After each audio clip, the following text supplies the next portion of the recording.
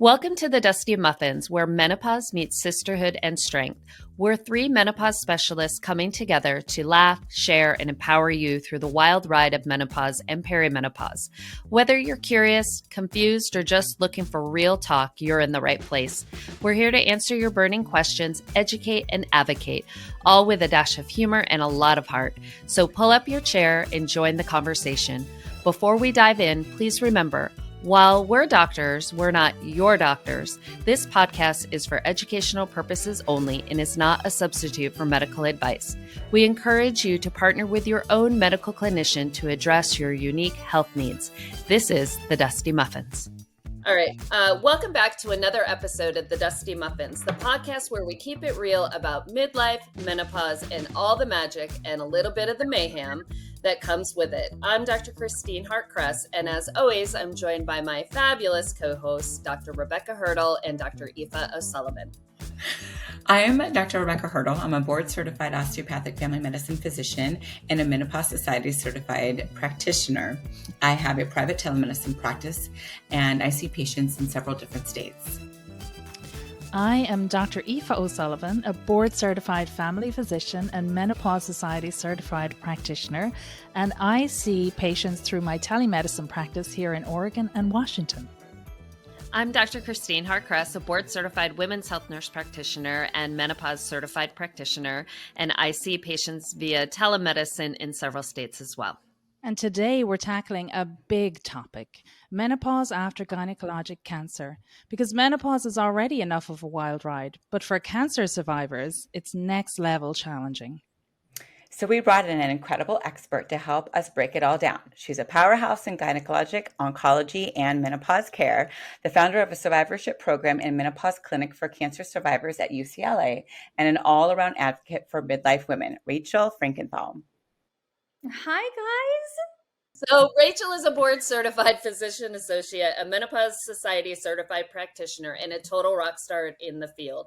She's also a national speaker, a course creator for clinicians, and, fun fact, a certified yoga and Pilates instructor on the side. We love a well-rounded queen. Rachel, welcome to the Dusty Muffins. We have so much to get into, so let's dive right in.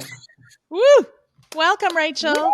Yes. I am so excited to be here with you all today. And to be honest, the reason I really said yes to this podcast is because I really just wanted an opportunity to hang out with you three. The craziness right here in this room.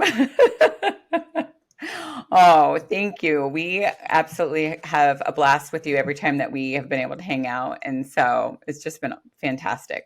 We do. Thanks for hanging out with us, Rachel. Thank you we so love much you as well. for having me. Really what we should be saying is best of luck for the next hour, Rachel, because it's a little chaotic today. It's like a rodeo. What people don't realize is like none of this phases me. Before I was a medical clinician, I was a Broadway performer and spent so many of my days like basically half naked backstage with people like running around doing ridiculous things to each other. So, like that sounds like a lot of fun. I know. You have a very colorful and interesting history. I know. I want to hear about that. I did not know that. So I know. Yeah, take us into some of that. Out of water. Sometimes I'm still like, am I here? No, I mean, I don't want to get into it so much because we have so much to talk about. We do. That's way more fun. Go ahead. Really interesting. I mean, my whole life, I was a performer. I was a competitive dancer and a very one-track minded. Like my real passion, my everything that I ever wanted was to be on stage, was to be performing. And ultimately, once I discovered what musical theater was and the ability to sing, dance, and act while telling stories on a stage, I was just sold. And so my childhood, my whole upbringing, that was my dream. And I always really believed that I would do it. And I worked really hard. And I was also very talented. And I studied, music and theater and acting at Northwestern University and started performing while I was, living in Chicago professionally, moved to New York City, kind of like the quintessential dream of wanting to be on Broadway. And I moved to the Upper West Side and was really lucky. Like I had an agent just because of where I went to college and how they facilitated us moving into the business. So I was auditioning and started working really quickly. So I moved to the city with a job off Broadway and, started working regionally at different wonderful theaters. And then was cast in the national Broadway tour of Mamma Mia. I did that. And then interestingly, I was very young. I was 22, 23 when I was on the road. And even at that young age was starting to think, there might be something else for me out there. I don't know what it is, but I had asked my company manager to ask the producers of Mamma Mia if I could actually leave the show and work in the production office. I was like, maybe I want to produce. Maybe I want to produce theater. Because I'd done a lot of producing in college and I was always very interested in different areas of the business.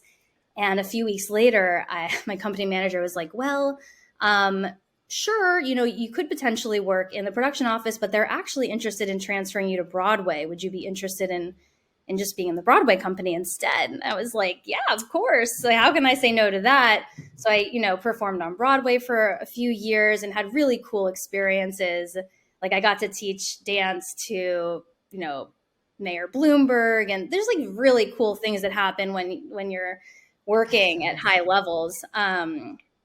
But for whatever reason, I just wasn't as fulfilled as I thought I would be. And I think part of that is because as an artist, as a creator, you go into the arts to create. You go to create, but then when you're at the top of your game, and in a long running show, like it was Jersey Boys, Wicked, Mamma Mia, when you're in these shows and you're getting paid and you have great benefits, it's really hard to leave. But at the same time, you're doing the same thing 8 times a week for years and years and years. And that's really not why I became a performer or a creator. So I felt very stifled, actually, while doing it. And I did projects on the side. But during that time, I was already a Pilates instructor. I wanted to get my yoga teaching certification because I was studying yoga and studying Ayurveda and really experiencing the healing qualities in myself. I asked for a leave of absence from the show to get my yoga certification. They said no. So I said, okay, so I'm leaving. I still had an agent, but I always thought that I would go back to performing. Just assumed. And what happened was that I got my, teacher certification, my yoga certification, and just like this, started teaching yoga full time in the city and started getting all of these private clients with these very interesting medical conditions. And when I look back at my life now, I was always like a geek in high school, like studying biology. Like I always found everything like so fascinating. I'd be up late with my best friend talking about these things.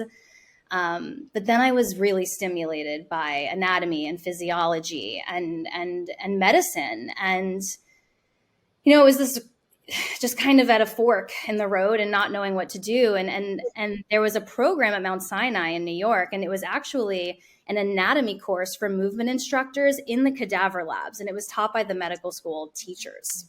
Wow. So I went to this program. That's awesome. Where I was petrified of like holding bones and feeling and seeing cadavers because that just wasn't my thing. But I had this, life altering moment in the cadaver lab where I was vibrating, like actually having a moment where you're so aligned, where you have to listen, right? You don't have a choice. And the universe was very clearly telling me, you need to go into healthcare somewhere. I had no pre-med classes. This was not on my radar. This was just kind of out of left field.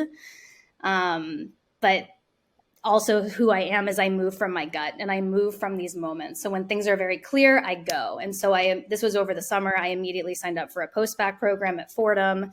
And then just dove right into like bio and chem, not knowing where I would end up in medicine or healthcare. I thought maybe I'd be a PT just as a physical person, as a dancer, and as a Pilates and yoga instructor. I thought this was it. But then I became really fascinated by so many different organ systems.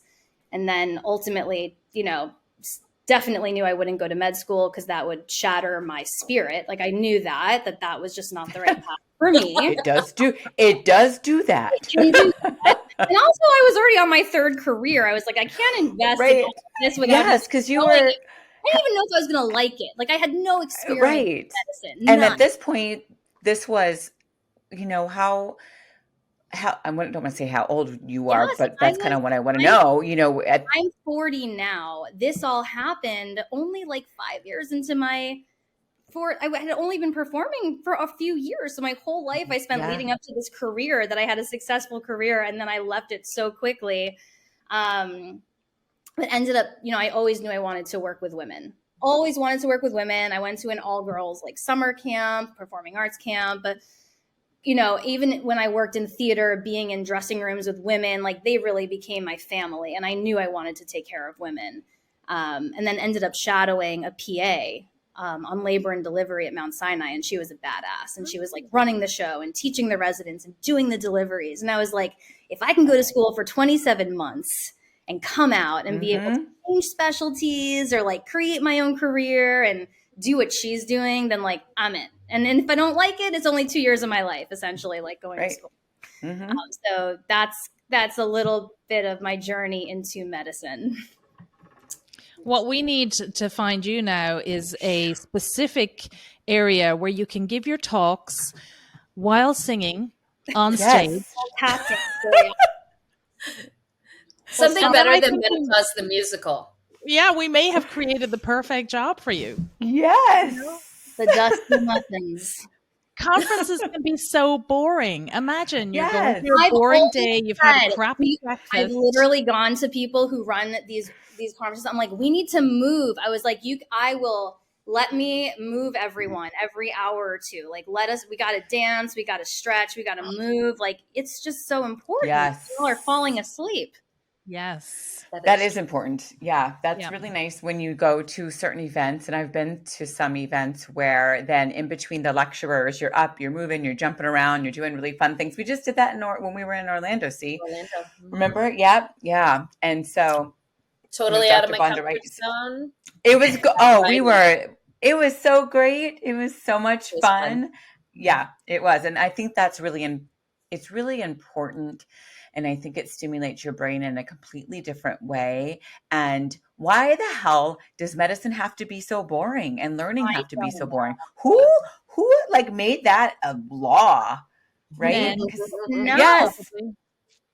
When women rule the world, we're way more fun and we get shit done a lot easier and quicker and all the things. So Rachel, but I digressed. Yeah.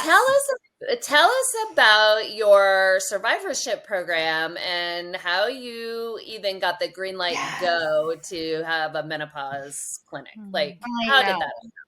So I started working in GYN oncology. It was my first job out of PA school. I had like zero. And you knew you wanted to do that? No. Like, that was like your this was the grace of God. I was put in touch with a GYN oncologist through a mutual friend during PA school because I was in Florida, South Florida, doing my PA training. But my husband and my husband's a singer-songwriter. He's a musician. We knew that we wanted to come to LA. We wanted to be around artistic communities. We wanted to be around the industry. He now has a business where he brings mental health to the music industry. And I have all of my friends from college who are still in the business are here. So we were like, we got to come to LA. So I was put in touch with a GYN oncologist at UCLA, and basically he mentored me through PA school and read my cover letters, my resumes, and I was like, how do I get a women's health job? There's so many nurse practitioner jobs. Did I make a huge mistake becoming a PA? So he was guiding me essentially. And then when I came out to LA to interview for jobs, and they were mostly like Planned Parenthood, other women's health clinics, I was like, if you're starting out, these are the jobs that you're being offered. And I was excited to do them. He was like, well, would you be interested in doing GYN oncology? And initially I kind of couldn't believe it because I was like, I have no experience. I can't believe this guy, this incredible doctor is even interested in hiring me at UCLA. But I didn't know emotionally if oncology was something that I wanted to do. Mm-hmm. And I purposefully did not do any oncology rotations in PA school because, again, I am a very porous individual. I absorb a lot. And I wasn't sure truly if emotionally, spiritually, it was going to be the healthiest thing for me. But I also know that I knew that I couldn't say no to working with him to working in clinical trials, to working with fellows, to working with some of the best world-renowned doctors in this field. So I said yes. And then I completely just fell in love with the work. I mean, I feel like it's really a calling that I didn't know existed until it was presented to me. And I think GYN oncology is such a special part of a niche in oncology because most cancer patients kind of get sectioned off, right? If they need surgery, they're going to see a surgical oncologist. If they need chemo or immunotherapy, whatever systemic therapy, they're going to go to a medical oncologist. But GYN oncology is the only one where we do everything. So we meet patients when they are diagnosed, if it's in the ER, if they are referred to us, we do their surgeries. Like GYN oncologists, they do their surgeries. We do their chemo. We do their treatment. We're involved in every part of their journey, including end of life. And so for someone like me who wanted to go into medicine, to have relationships and to really like get to know people and to be a part of, you know, these vulnerable moments, you really just, it's just this unbelievable experience, meeting them, meeting family members, and really being with them for their entire journeys. It's so special. And I really, really feel like it is a true honor and privilege to do the work that I do. And so that's how I got into GYN oncology. And I still credit, his name is Dr. Joshua Cohen, for inspiring me also through his work and the way that he treated patients. I mean, he treated patients the way I would want to be treated, the way any of us would want to be treated. And so learning from someone like that instilled in me the kind of clinician that I am today. And so I credit a lot to him as well. It's funny, isn't it? Because, oh, sorry, Rachel. I was going to say, you know, as a patient, you would want your oncologist to be so empathetic, but yet as a doctor or a PA or an NP, it's one of the most difficult specialties to be in as an empath, you know, because you do, like you said, you absorb it all. Yeah. I've learned how to protect myself, and I also do Reiki, like physical somatic work, and I've learned how to do certain exercises before and enter leaving a room. And I've also learned through getting really close to patients that I just can't hold all of that anymore, especially now that I have children and I take care of mothers. It's too much. And so there is definitely a wall that I have to put up, that I have to, just to protect myself. But of course, you can't help but fall in love with people. You know, that just happens. And their family members, because it's really, you know, it's the kids that are showing up for all these appointments, the partners who sometimes struggle more than the patients that you're there for. So yeah, it's a lot. It's kind of like the highest of highs and the lowest of lows, and you really see how precious life is. And I think that that's also something that I take home with me every day, that I feel very grateful for. Your patients are very lucky to have you. Very lucky. Oh, Yes. I'm lucky to have them. And in terms of survivorship, I mean, I think I spent the first 4+ years just like getting down the bread and butter of GYN oncology, like really learning all the different treatments, how to take care of patients, the nuts and bolts, right? I had no experience coming out of PA school. I had 2 weeks of a women's health rotation. So, and I also had 2 children in those first, 4 years as well. So it was just a busy time for me. But then we got a new division director, and she was a survivorship expert, and she had written a lot of the NCCN guidelines on cancer survivorship for GYN cancer survivors. So when she joined in 2020, she sat down with me and said, "What is your thing? Like, what do you want to do?" And no one had ever asked me that before, ever, and she's like, "Do you want to do research?" I was like, She's like, "Do you want to do survivorship?" And I was like, "Yes, that I want to do." And she essentially gave me full reign, which was very wonderful and also very creative for me as a creative human. And it started off with a few things. One was I did a pilot program during COVID where I led a 8-week virtual yoga and meditation class to a cohort of GYN cancer survivors. It was a twice weekly thing. We did surveys before and after just to kind of get a sense of if any of their treatment side effects were improving. There's a lot of data for breast cancer survivors when it comes to movement, meditation, yoga, really anything. We lack data for GYN cancer survivors, so I didn't know how they would respond. But every single participant experienced improvements in multiple treatment-related side effects. And it was very healing for everyone also to just be together, right? Because it's a very isolating experience to have cancer, especially some of these more rare cancers. And so it started with that. That was very powerful. I still to this day teach a weekly virtual yoga meditation class for patients. We started dedicated survivorship programs, which I don't think happen maybe anywhere. I don't know. But basically, we take patients a month after they finish treatment and they meet with myself or our other PA. And we sit with them for about 45 minutes and we talk about everything that they've been through.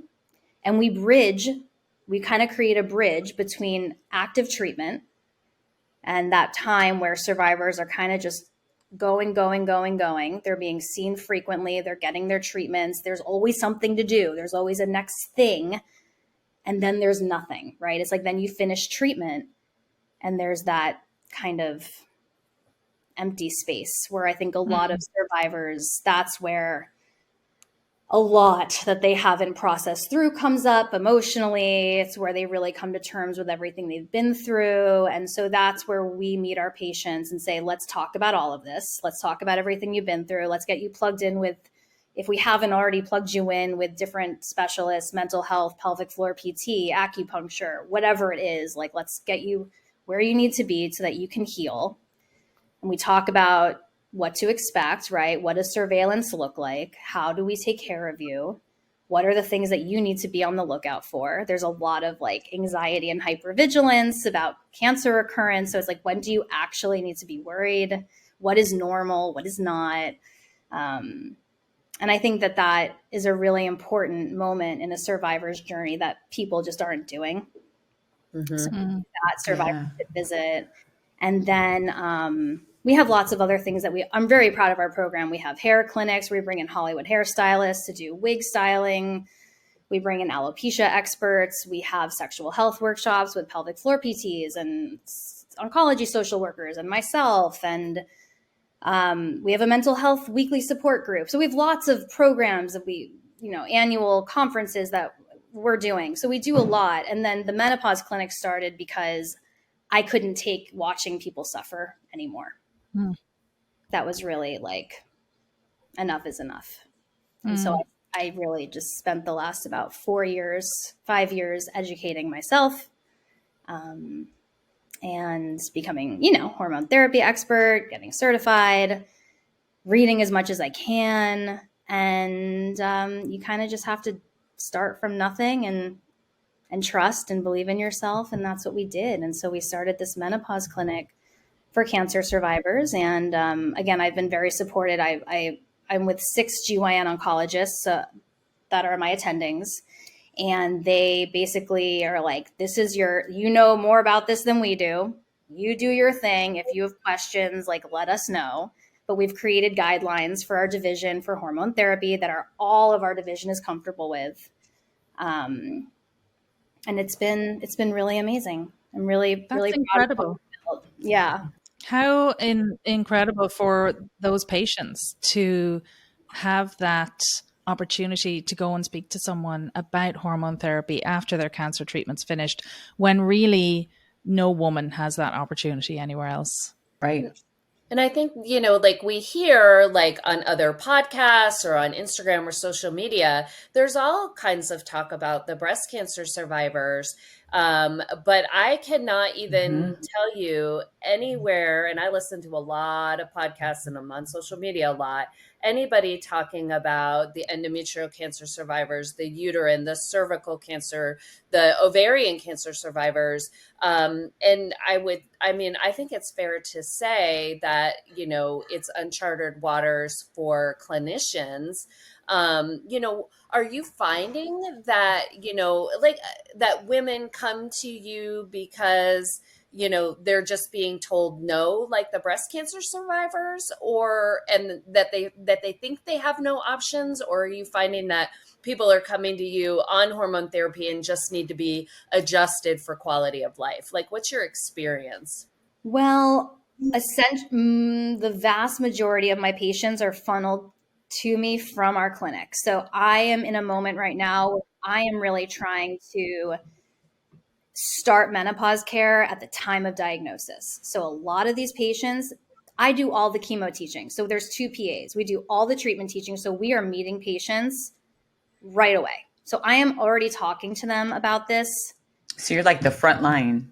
I'm trying, because I think one of the biggest problems, as we see, is the lack of counseling prior to induced menopause. And that is just unethical in my book. So I'm really, I'm lecturing our fellows, I'm lecturing our doctors. I'm really trying to start these conversations, because survivorship starts the day you're diagnosed with cancer.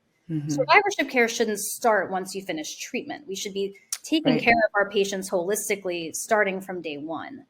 I was just going to say, even that is a novel approach. I mean, to be diagnosed with cancer is one thing. To be diagnosed with cancer and go into your appointment and be met by someone who says, "Hello, I'm from the survivorship group." I mean, that completely turns things around. Can you imagine that, like, deep breath of like, yes. Okay, so this person thinks I'm going to survive this. Yeah. Okay, and you're not, maybe I have a chance. And you're not allowing them to even get gaslit. That's what I love about it. Like, it's like if we plucked medical students out before they got, all of these other misconceptions from other attendings, or, if you could do that with a patient. So you're getting these patients who are then obviously diagnosed at a premenopausal state, knowing that they are going to go into menopause, if that's what their treatment entails. And you're just not even, so they're really, kind of missing that like gaslighting phase. And you're just giving them all of the information before anyone else can get their fingers into it. You're going in with the assumption they're going to do really well and they're going to need help after everything's finished. So many things to say to that. I mean, I think what's interesting is a lot of these younger women don't even know about menopause. So when I talk to them about it, it's like, what are you talking about? I had a really sad situation happen, and I'll tell you the story because I think it's really important as to why I'm trying to do things differently. But I met with a 38-year-old who's one of our patients a few weeks ago for a pre-chemo visit. This was like not supposed to be. It was a 15-minute, like, we do visits before everyone gets treatment to make sure they're good to go. And she was not well. Like, you could just see when you see a patient, you're like, you're not okay. She was 38. So she's a cervical cancer patient. So she'd undergone chemoradiation. So I knew she had went through radiation-induced menopause because ovaries can't survive the toxicity from pelvic radiation. But I also saw in her chart that no one had mentioned this to her. And so she was complaining to me, and she was like shaking, like obvious anxiety, obvious, like unwell mentally. Was talking about her hot flashes and night sweats. And then I said to her, I was like, well, you know that you're menopausal now, right? And it was this awful moment where clearly no one had informed her. And then she asked me, well, does that mean I can't have children? Oh, no, Rachel. No. And I'm with a nurse practitioner student. I have a medical student. I mean, this was not the moment to be right. You're just like, okay, we're here. We're in this moment. And now I'm the one who's going to have to tell this poor patient that not only is she now menopausal, but she can't have biological children. And her uterus will never be able to carry a pregnancy because it's been radiated. Right. So I had to share that news, to which she then said to me, I would have never gone through this treatment if I had known that I could not have a child. Oh. And this is why this work is so important, and why I honestly have a tough relationship with social media, but the reason I'm on it is because I'm trying to advocate for these women. I'm trying to educate. This has to change. It is completely unethical to ever do anything to someone's body, especially, I mean, and the thing is that like, sadly, this patient likely isn't going to make it. She has recurrent cervical cancer. The odds are whatever, but it's still her choice. It's still her choice whether or not she wants to undergo standard of care treatment. And even if it doesn't make sense to us, because we know she'll probably never get to the point of having children, Right. it's not our choice to make that for her. I know we say we shouldn't make those decisions about someone's body. It's not someone's body. It's women's bodies. I can tell you now, there is no way we would do anything to a man that would affect his reproductive future without having an in-depth conversation and giving him the choice about whether or not he would like to go that route. We wouldn't. Right. Not in a fit. Right. So it's not somebody's body. It's just women's bodies You're right. that we do this to. You're right. And we think we know. It's like, she came in through the ER, which is not uncommon for cancer patients when they're, have widely metastatic disease or they don't have health insurance. They show up at an ER. Right. And then people start, they want to get treatment going quickly, but then you bypass this. Yeah. But you miss all the things, right? Would she have wanted to conserve? Yeah. Yeah. But it's not that the doctor she was seeing only, saw men and women and children and it got missed somehow. They only see women. They only see women. Well, and that's the other thing. And that's the other crazy part is this work is so obvious to me. I mean, clearly all I think about is menopause. Like all of us, we like only think about menopause. But it's crazy to me that there's no required education for gynecologic oncologists. These are people who are routinely putting people into menopause. Right. Like 30 to 40% of GYN oncology survivors are premenopausal. This is not like a rare situation. This is happening all the time. And they're not being taught how to counsel. They don't understand the implications for quality of life and longevity. And I remember being a new PA and like my attendings saying to these early stage uterine cancer survivors, like, you're cured, you're more likely to die from cardiovascular disease than uterine cancer. And they said it in a way that was supposed to be a really positive thing. But now looking back on that, I'm like, we're really missing the boat. We just put her at increased risk. Exactly. We put her into menopause. Putting her now at increased risk for all of these chronic diseases, right? So it's just, the work here is so obvious to me and so crazy to me, right? That oncologists aren't required to really understand this work. And I don't think that it's their job to like be menopause experts. They don't have the time for that, but they should know what they're doing to people's bodies. Yeah. Right. And then try to help them. And they should know how, they should either have someone like you on board everywhere or more than one of you, or they have someone that they're working really close with. Like, okay, this is your next person that you are going to go see first before we do anything. So you understand what is going on. Exactly. Because, people underestimate when you, A, put someone into menopause, but B, when you take away their fertility and their ability to say, yes, I want to have children, or no, I do not.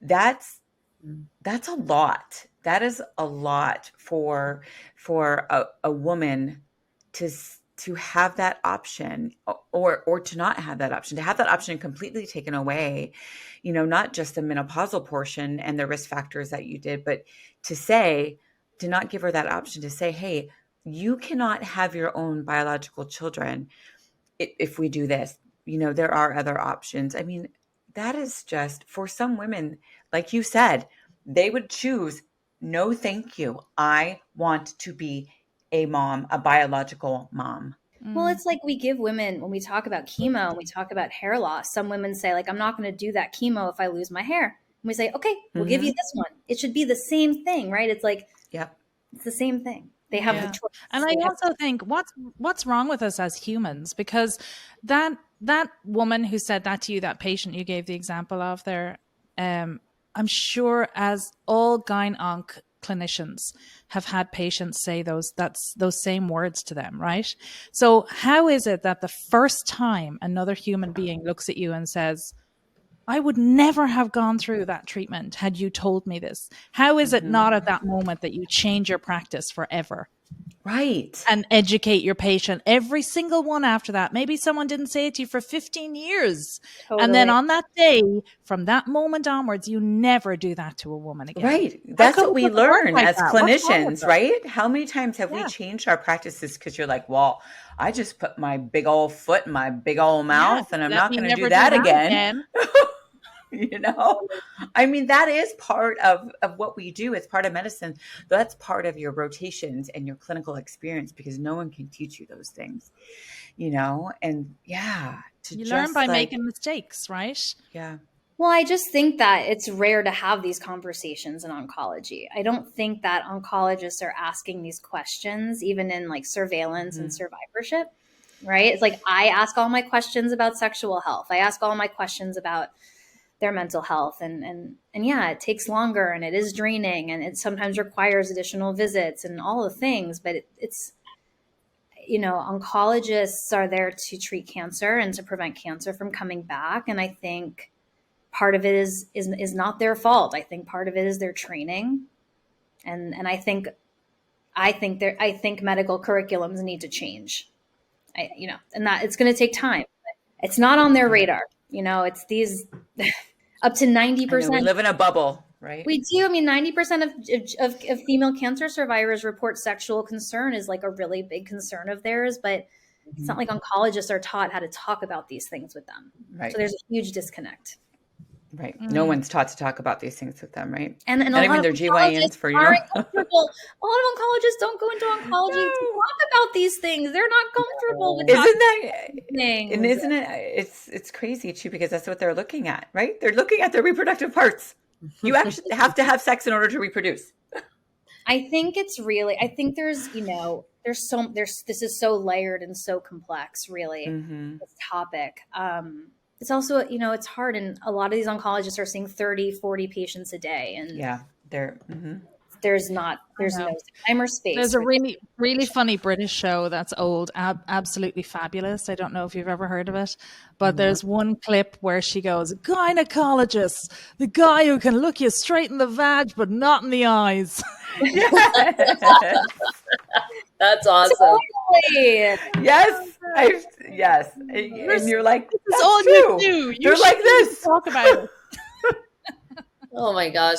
You Irish people got the greatest things. I love it. Oh, and if I can digress for a second in what you were talking about before too, Rachel, when you were talking about the,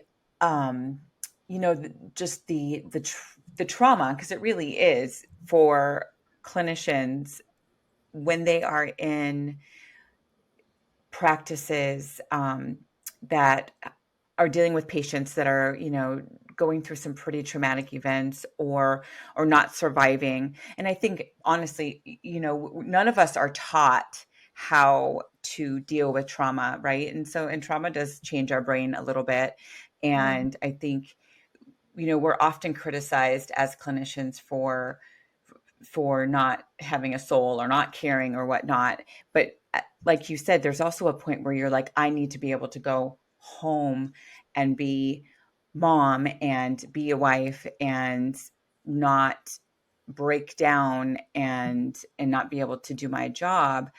And I think, maybe it's just something that we can touch on a little bit. I think our listeners and most people don't understand that we are not given the tools to know how to deal with repetitive trauma, whether it's family medicine, whether it's emergency medicine, whether it's oncology, or really in any medical practice. When we're calling, codes and then having to go counsel patients that their loved one passed or deliver a baby that didn't survive or, whatnot, like we're not taught how we're not given any type of resources to help us through those things. I mean, I remember being a resident and going home and just losing it and rocking my children to sleep. And, those are things that I think those things have to change too, right? Just for just the clinicians that have to learn to deal with this so that we can be better at being empathetic without being traumatized, if there's such a thing. I don't know. Do you think it's nice, Rachel, to go home and have a partner that is not in medicine? Does that help a little bit?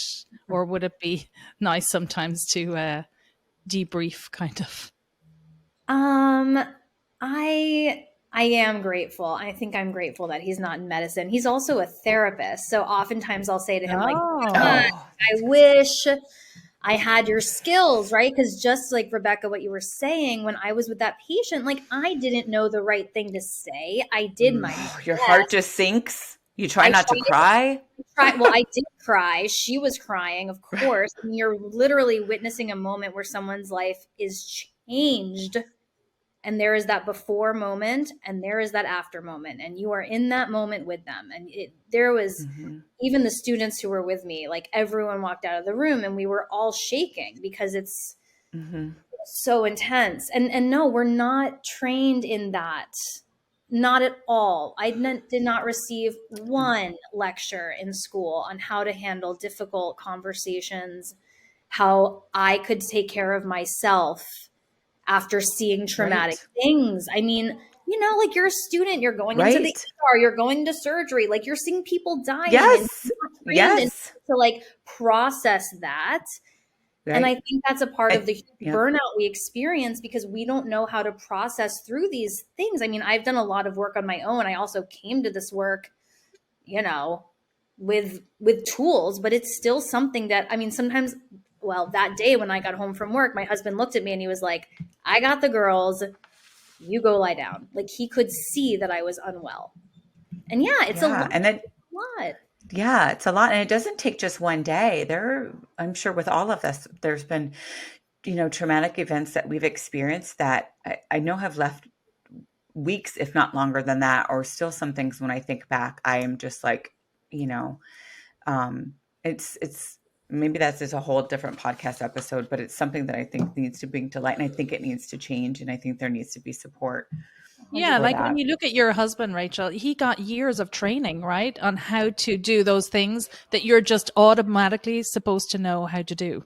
Yeah. Right. It's crazy when you think of it, what we expect clinicians to be able to do, just, and so many of us have layers of trauma that would affect how we deal with someone else's trauma. It's just so messy. Menopause care, midlife health, without the cancer part, you're still, I'm sure all three of you hear tons of stories of the traumas that women have been holding and that are going through. And you have to listen to that and you have to hold the space for that as well. I mean, forget the cancer part, right? It's like we take care of people and we all have our stuff.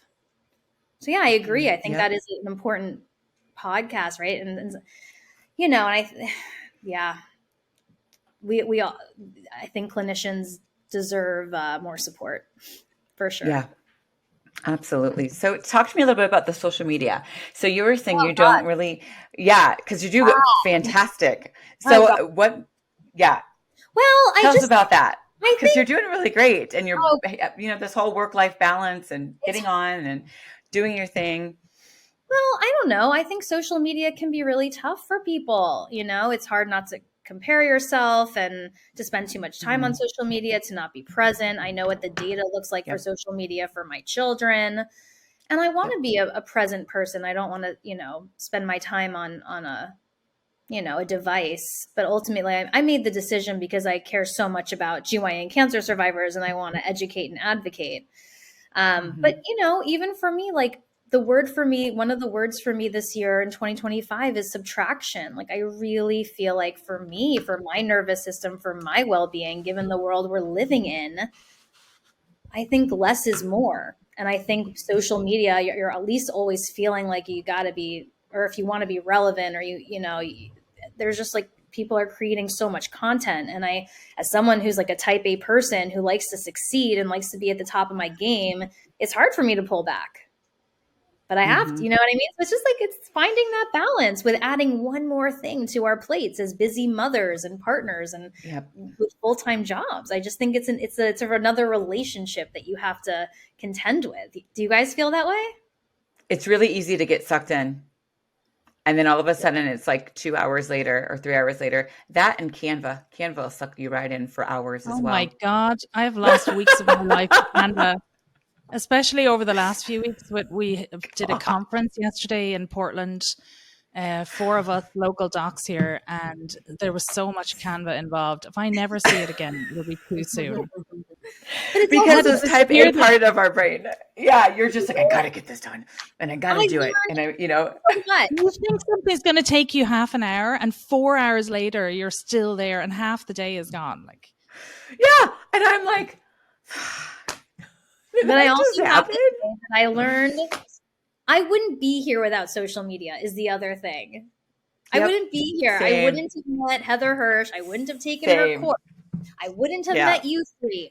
I wouldn't have learned about Mary Claire Haver and Kelly Casperson and Dr. Men and all of these amazing doctors who I've learned from and have given me so much knowledge. I mean, that's the other piece is I also realize how critically important social media is.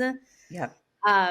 You know, for in terms of educating. So it's all of educating and the experiences. And then when you have, I think those, you know, women reach out to you and say things like, thank you for, you know, hearing me. And yes, that's it. Me too. Thank you. You know, that's what keeps you doing it. And, you know, sometimes like with the Canvas stuff, I was having my youngest daughter, she's the only girl left in here. We've got a whole bunch of boys and testosterone up in this joint, but my youngest daughter is still here, and she helped me with projects. I'm like, hey, what do you think about that? And so that's been really nice to just kind of incorporate, you know, just their thought process on, hey, what do you think this sounds like? Do you like this? And she's like, no, I think you should do this instead. And so I've been trying to do that a little bit more to make sure I'm present, definitely. But then to also bring them in this, you know, I mean, they all have to learn this, boys and girls and all of that as well. And so that's been helpful, at least for me personally, you know. How old are your kids, Rachel? I have 2 girls. They're 5 and 7. Oh, fun. They still like you. They do. They do. I'm holding on to it. Yeah. Yes. Oh, it's so fun. You know, cuddles. The cuddles. I actually say, I know. Get some oxytocin, and they'll run over to me. I know. You say that, or they say that? I do. I say it. Love it. I know. I have one that will still do that with me. My youngest little boy sweet. Still. Oh. Yeah, I still get all those snuggles. But I'll tell you what, sometimes the 13-year-old will still snuggle up into my bed. And, you know, we were really lucky because even our adult kids, when they were like 16, 17, they would come cuddle into our bed and study. And that was just kind of a thing that we did. We'd help them study. And that was their cuddle time because they knew, you know, it was those last few minutes where the younger ones were in bed. And I miss that time. You know, and sometimes it doesn't have to be these long stints of time. They really just want you without anything else in front of your face. You know, it's nice to come home from that work, you know, that day at the office as well and have some distraction. Yes. It is nice. Perspective too. It's like you come home and life is crazy and there's so much going on, but you know, if we're healthy and we're okay, you know, and I think that you got it. Working in oncology, I'm very grateful for that daily perspective, right? Because you see what happens the minute your health changes, everything changes. And it happens in the blink of an eyelid, like just so quickly. It's that before and after moment, and it happens like this. My dad always said that. He's like, if you have your health, you can fix everything else. I agree with that. Yeah. Yeah. Yep, I agree with that. You know, what do you see kind of, you know, the next thing that you're doing? Are you, Mhm. do you have any other endeavors? Not that you're not busy enough and doing really, Right. really awesome things, but are you like, hey, I'm going to go do another Broadway event? You know, And, it's so funny. Mamma Mia's coming back to Broadway, and it's going back to the same theater that I performed at. So I texted my Oh friend who's my the gosh. supervisor, and I was like, if you need a last minute, I was a swing. So I understudied 9 people. I was like, if you need someone last minute, I would love to fly out and do it again just for like a few days. But I think So in the fun. future, I still would love to produce important stories. I would love to produce work. I was always a producer in college growing up. And even when I moved to New York, I produced events in New York. But in terms of medicine, I really want to educate. So I'm educating GYN oncology fellows around the love it. country, starting to do that. Um, Working on updating this is all like very early stages, but updating Mhm. our hormone therapy guidelines for GYN cancer Mhm. survivors and previvors, and really expanding the guidelines as well, because our guidelines are good, but they could be better. If you've looked at the British GYN Cancer Society guidelines, they're way more comprehensive.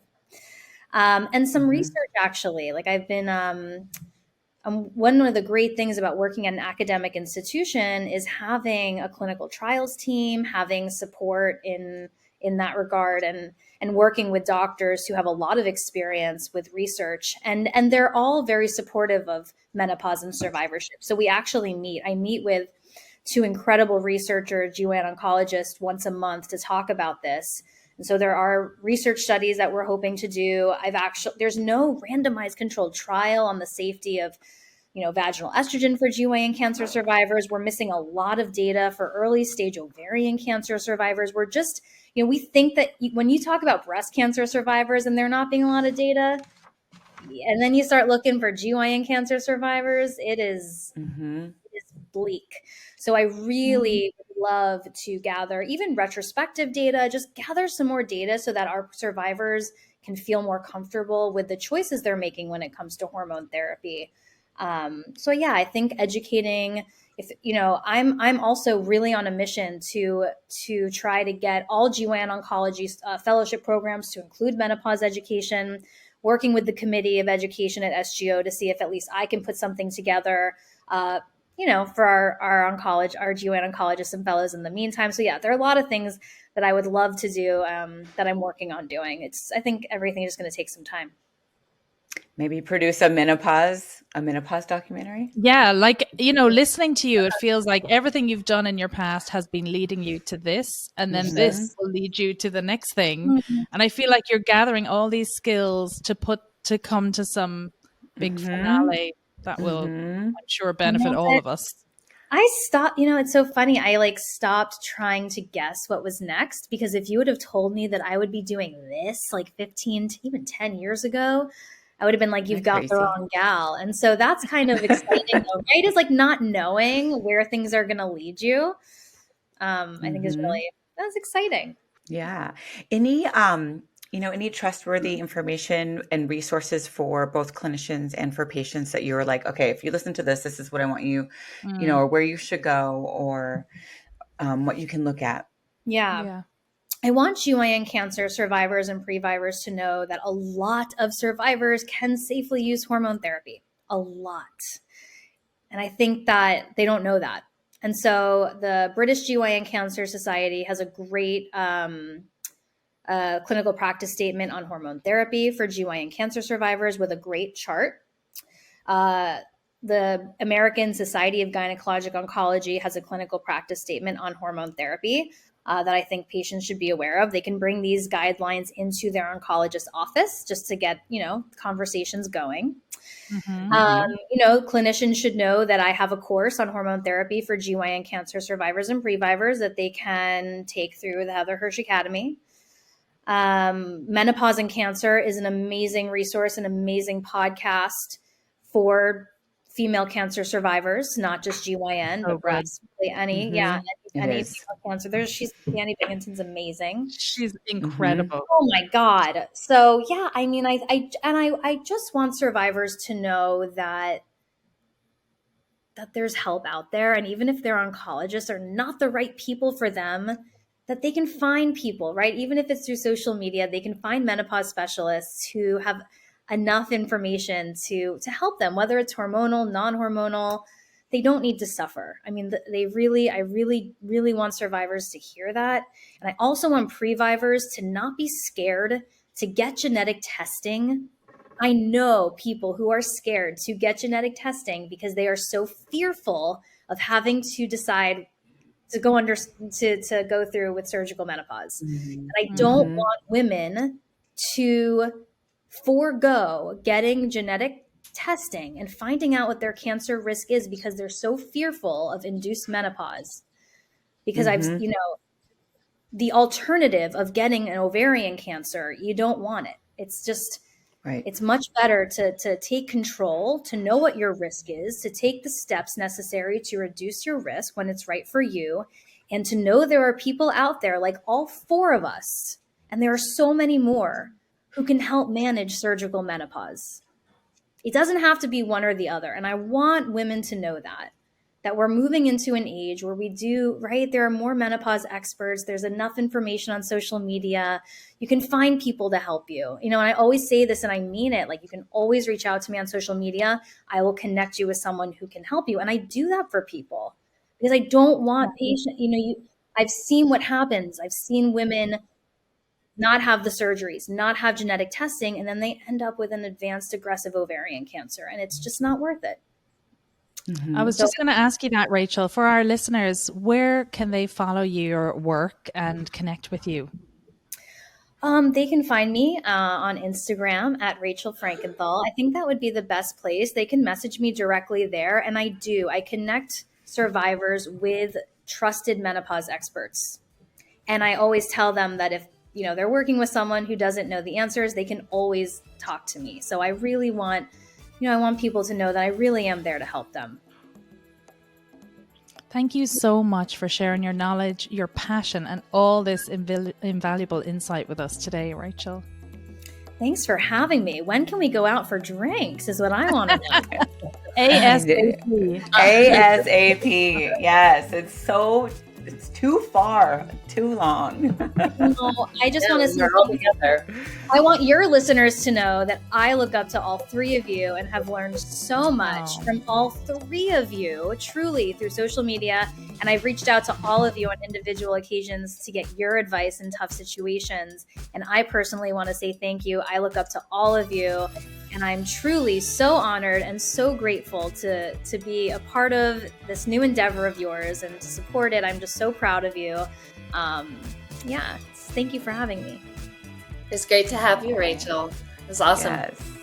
It was so great. So, all right, Dusty Muffins, that's a wrap. If you love this episode, share it with your midlife besties. And don't forget to subscribe, leave a review, and follow us for more real talk on menopause and midlife wellness.